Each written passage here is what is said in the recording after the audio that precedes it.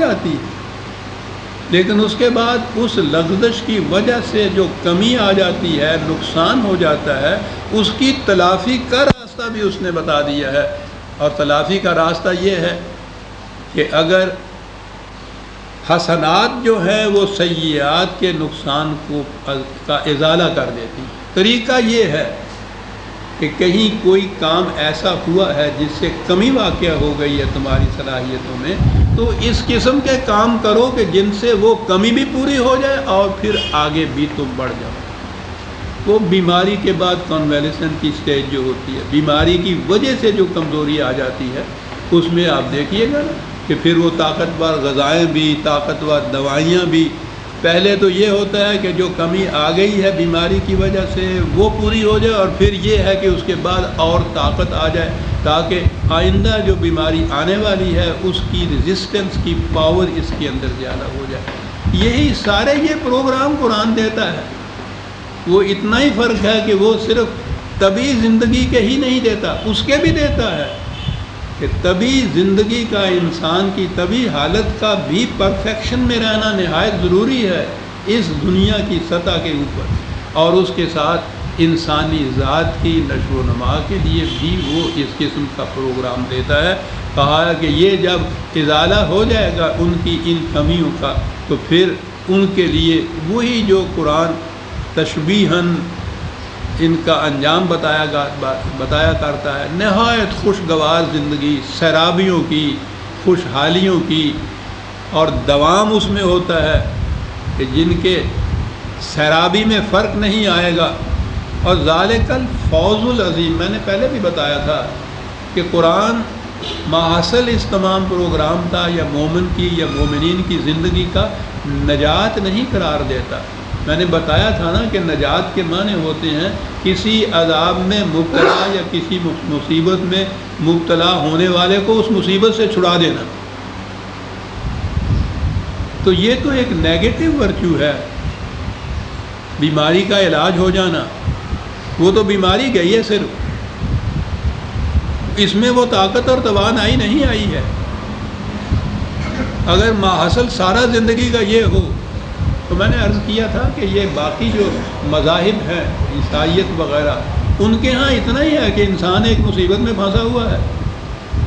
اس مصیبت میں سے اس کو نجات دلا دینا، یہ ماحصل ہے سارا۔ کیا پروگرام ہوا یہ؟ مینا صدت خدائرہ، انسانوں کو پہلے مصیبت میں پھنسا دینا اور پھر ان سے کہنا کہ یہ کرو یہ کرو یہ کرو، کاہے کے لیے؟ تاکہ اس مصیبت سے تمہیں نجات حاصل ہو جائے۔ قرآن نجات نہیں کہتا، فوز العظیم کہتا ہے، اچیومنٹ جسے کہتے ہیں، کچھ حاصل ہونا، یہ حاصل ہوگا تمہیں، اس سے جو حاصل ہوتا ہے اس سے انسان آگے بڑھتا ہے، ارتقائی منازل طے کرتا ہے۔ فوز العظیم والذین کفروا وکذبوا بآیاتنا اولئک اصحاب النار خالدین فیہا وبئس المصیر۔ اور اس کے برعکس جو لوگ ان صداقتوں سے انکار کرتے ہیں، اس کے مخالفت کرتے ہیں، دو چیزیں ہیں، کفر اور تکذیب۔ باتیں تو یہ قریباً ہر درس میں ہی آتی ہیں، لیکن درس کے معنی یہ ہوتے ہیں کہ ان کو دہرایا جائے۔ وہ تکرار اس کی جو ہوتی ہے وہ تکرار کی خاطر نہیں ہوتی، بلکہ اور اجاگر کرنا ہوتا ہے معانی کا اور مفہوم کا۔ کفر اور تکذیب، آپ کو یاد ہے میں نے بتایا، کفر تو یہ ہے کہ سرے سے انکار کر دیا کہ میں نہیں مانتا، تکذیب ہوتا ہے زبان سے تو اقرار کرنا اس چیز کا، لیکن عملاً اس سے انکار کر دینا، یہ تکذیب کہلاتا ہے۔ ارایت الذی یکذب بالدین، دیکھا تم نے اس کو بھی دیکھا جو دین کی تکذیب کرتا ہے؟ کون ہے یہ ہے کہ جو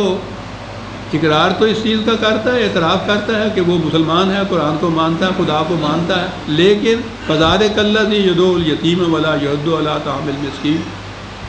جو تنہا رہ جاتا ہے معاشرے کا اس کو دھکے دیتا ہے، اور جو بھوکا ہوتا ہے اس کی روٹی کا انتظام نہیں کرتا، یہ تکذیب کرتا ہے دین کی۔ اور اسی لیے تو آگے کہا فویل للمصلین الذین هم عن صلاتهم، ان مصلیوں کے لیے، ان نمازیوں کے لیے تباہی ہے۔ تو اب جن کو مصلی یا نمازی کہا ہے وہ تو بہرحال مسلمان ہی ہوں گے نا، تو یہ مسلمان ہونے کے باوجود یہ دین کی تکذیب کرتا ہے، کفر نہیں ہے یہ۔ تکذیب یہ ہے کہ جو کچھ اس سے کہا گیا تھا اور جس کا یہ اقرار زبانی کرتا ہے کہ یہ ہاں سب چیزیں ہیں، میرا ان کا ایمان ہے، عملاً وہ کر کے نہیں دکھاتا، ان کے خلاف جاتا ہے، تو تکذیب کے یہ معنی۔ تو یہ لوگ جو سرے سے انکار کرتے ہیں ان صداقتوں سے، یا زبان سے اقرار کرتے ہیں، عملاً اس کی تکذیب کرتے ہیں، ان کو جھٹلاتے ہیں، اولئک اصحاب النار خالدین فیہا، ان کا انجام تباہی ہے، اس دنیا میں بھی تباہی ہے، آخرت میں بھی تباہی ہے، وبئس المصیر، وہ آخری مقام پناہ کا جسے آپ کہتے ہیں، نہایت برا مقام ان کے لیے ہوتا ہے۔ ما اصاب من مصیبت الا باذن اللہ، اب یہاں پھر ایک لفظ آ گیا۔ عام ترجمہ آپ کہیں گے کہ کوئی مصیبت نہیں آتی انسان کے اوپر سوائے اللہ کی اجازت کے، اللہ اجازت دیتا ہے مصیبت کو تو وہ آتی ہے، تو وہ تو اللہ کی اجازت سے جو آ گئی ہے، پھر یہ کیا کر سکتا ہے اس کے لیے؟ اگر یہ اس کا کچھ مدافعت کرتا ہے، علاج کرتا ہے، یہ تو جنگ ہو گئی خدا کے ساتھ۔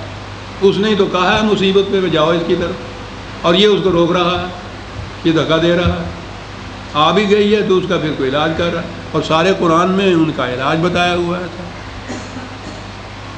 آپ نے دیکھا یہ کہاں چلی جاتی ہے بات، ایک لفظ کے غلط تصور سے۔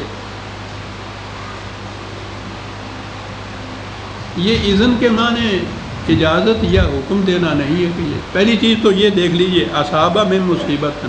ہمارے ہاں تو مصیبت کا لفظ مصیبت کے لیے ہی آتا ہے، اس کا اور ترجمہ میں کیا کروں؟ بنیادی عربی زبان میں یہ مصیبت کا لفظ ہر واقعہ کے لیے آتا ہے۔ یہ دیکھیے ما اصابہ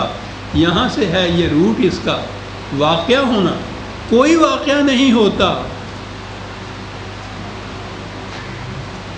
الا باذن اللہ، اور اذن کے معنی ہوتا ہے قانون خداوندی۔ کائنات میں جو واقعہ بھی عمل میں آتا ہے اس کے لیے قانون مقرر ہے، قانون خداوندی کی روح سے ایسا ہوتا ہے، ہر واقعہ کے لیے ایک قانون مقرر ہے۔ اگر وہ بنیادی طور پہ آپ دیکھیں، اس کو غور سے سنیے گا، یہ مسئلہ تقدیر کو حل کرے گا۔ بنیادی طور پہ تو یہ کہا جا سکتا ہے کہ خدا نے ایسا کیا، آگ